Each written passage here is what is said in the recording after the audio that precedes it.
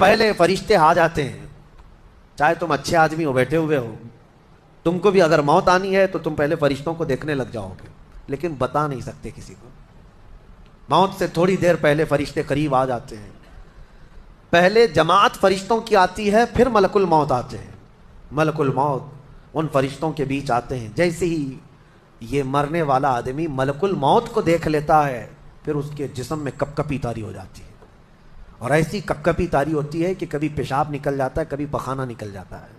اکثر دیکھنا مرنے والوں کی نجاست نکل جاتی ہے. ملک الموت کو وہ بہت قریب سے دیکھتا ہے, اور ان کی دو شکلیں ہیں. ایک بہت بھیانک شکل ہے, اس کو دیکھنا ہی عذاب ہے, اور ایک بہت خوبصورت شکل ہے, ان کو دیکھنا ہی رحمت ہے. وہ نیک بندوں کی روح نکالنے کے لیے جب جاتے ہیں تو خوبصورت شکل میں جاتے ہیں, اور جب گنہگاروں کی روح نکالنے جاتے ہیں تو بھیانک شکل میں جاتے ہیں.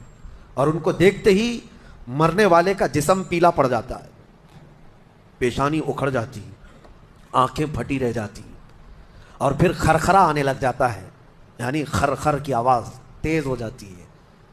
وہ بولنا چاہتا ہے اپنے پاس والوں کو, لیکن بول نہیں سکتا, بند ہو جاتا ہے. یہ وہ وقت ہے جب اس کے توبہ کا دروازہ بھی بند ہو جاتا ہے. اب اگر فرشتوں کو دیکھ کر کوئی توبہ بھی کر لیا, ایمان لایا, تو اس کا ایمان قبول نہیں.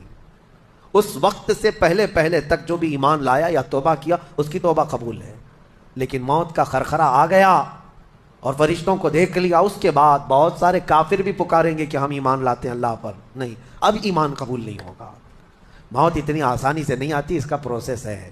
فرشتے آتے ہیں, ملک الموت آتے ہیں, پھر اس کے بعد اس کو گھور کر دیکھتے ہیں, پھر اس کو چت لٹا دیا جاتا ہے, یا جس حالت میں بھی ہے وہ گر جاتا ہے.